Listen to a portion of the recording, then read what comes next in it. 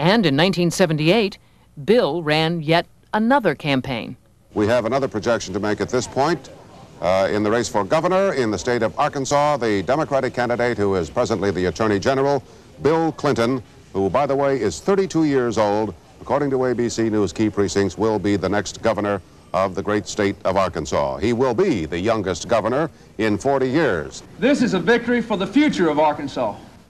Hillary was 31 when the Clintons became the first family of Arkansas, January 10th, 1979. I, Bill Clinton, do solemnly swear. Do solemnly swear.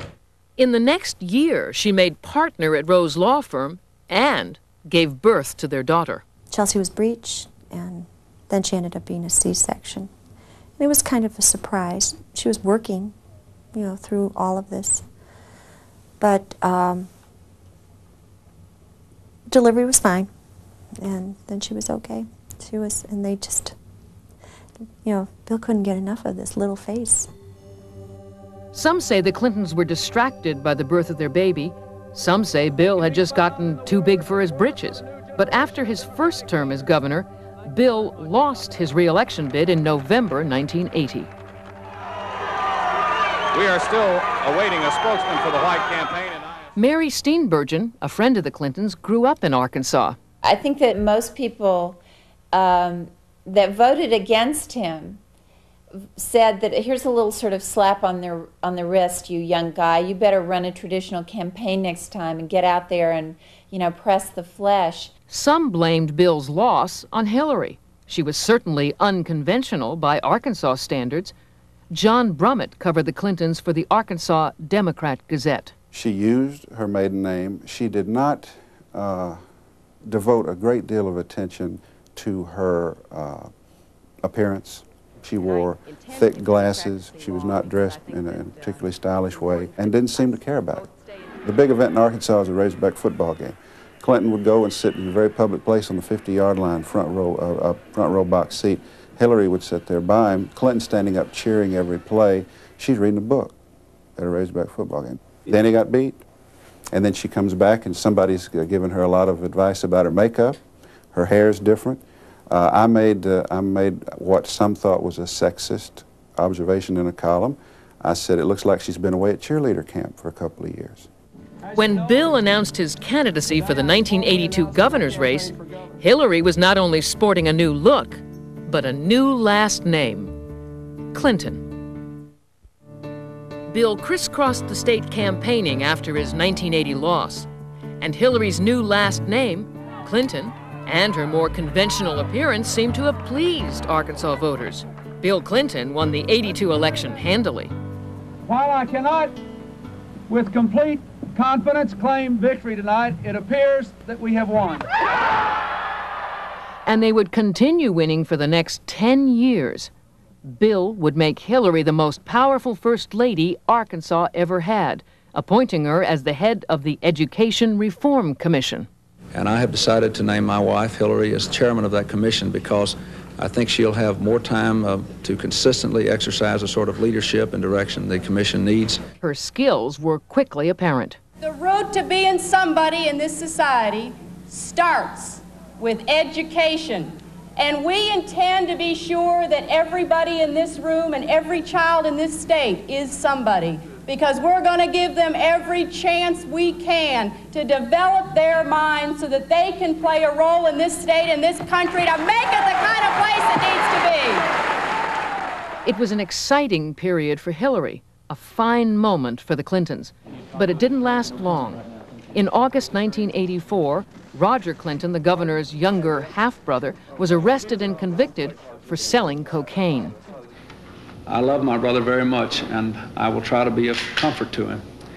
But I want this case to be handled exactly as any other similar case would be. Nothing was worse than the pain that they experienced with first Roger's criminal legal problems, but even more so the confronting the addiction. And Hillary was a major support of helping Bill keep those two different hats he wore separate during that period of time. Because the matter is now in court, I will have no further comment.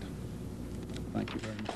And it was at the same time that rumors began to circulate, suggesting that the governor was involved in extramarital affairs. There's never been proof, never been much attention paid to it in the press, but it has been a common source of discussion, seemingly knowing discussion. Her friend, Betsy Ebeling, was aware of the rumors when she visited the Clintons in Little Rock.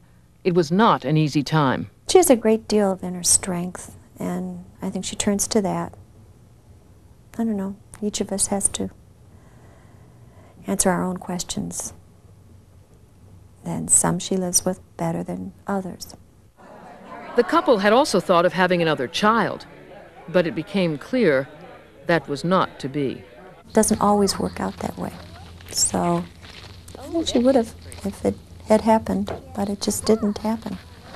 They're very lucky to have the one they did. Chelsea, this is a pretty rock. I like this one. Which one? This pink one that you found. Oh. I think that's one of the prettiest ones you have found. Mom, what about if I picked up a golden one?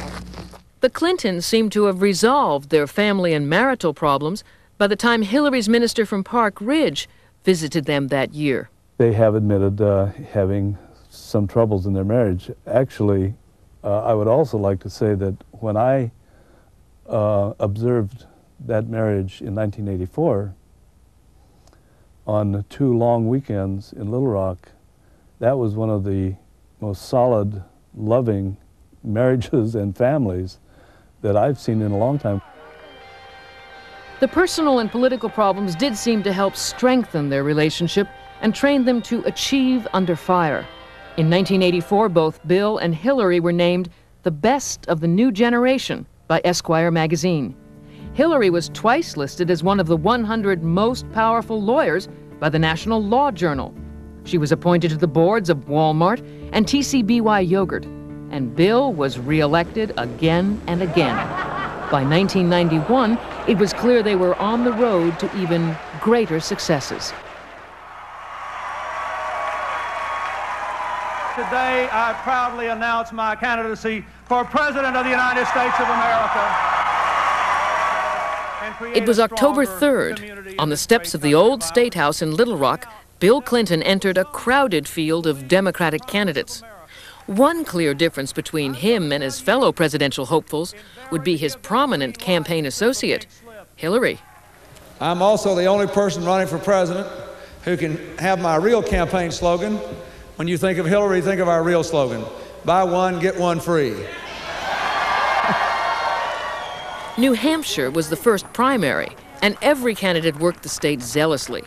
In January, campaigning was at its peak. Paul Tsongas from neighboring Massachusetts was the favorite, but Bill Clinton was a strong contender. Until word of a yet-to-be-published story sold to a supermarket tabloid began to leak out. The story alleged an extramarital affair in the governor's past. Hillary met the charges head-on. And I have to tell you that, from my perspective, our marriage is a strong marriage. We love each other, we support each other, and we have had a lot of strong and important experiences together that have meant a lot to us.